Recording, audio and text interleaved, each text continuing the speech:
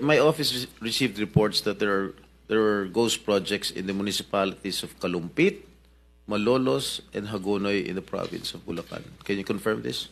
Yes, Your Honor. That's true. Well, this is information that we have received, Your Honor. And the contractor, allegedly, Wawaw Builders, correct? That's correct, Your Honor.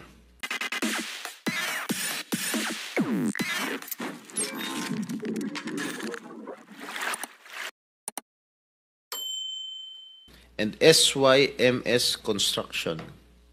Am I correct? I don't recall that name, Your Honor. But Who is the owner of Wawaw Builders?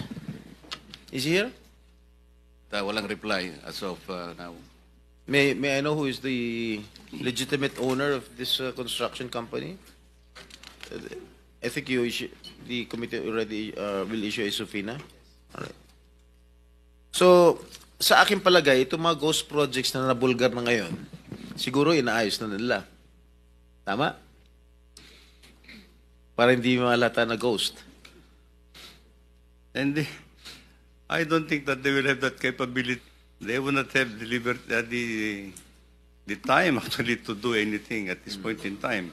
The records will show that if there is no project at all that was implemented, and payment has been made, then it's on. Tapos na, nasunog na yung pera natin. That's actually. Alright, magkano ang in-award dito sa mga sa Wawaw Builders? I don't have the figure right now, Mr. Chair, but I think it's predominantly. No. Meron mga figures dyan. Huwag niyo ako lulukoyin dito. Yeah. Labas niyo kung magkano yung in-award nito sa Wawaw Builders. Mga ghost projects.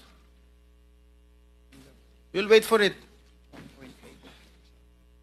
9 billion.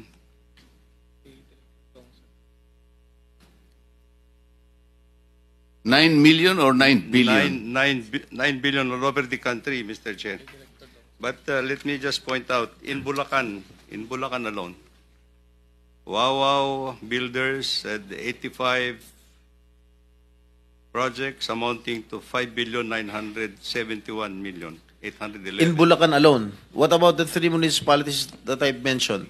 Kalumpit, Hagonoy, and what is this? Malolos.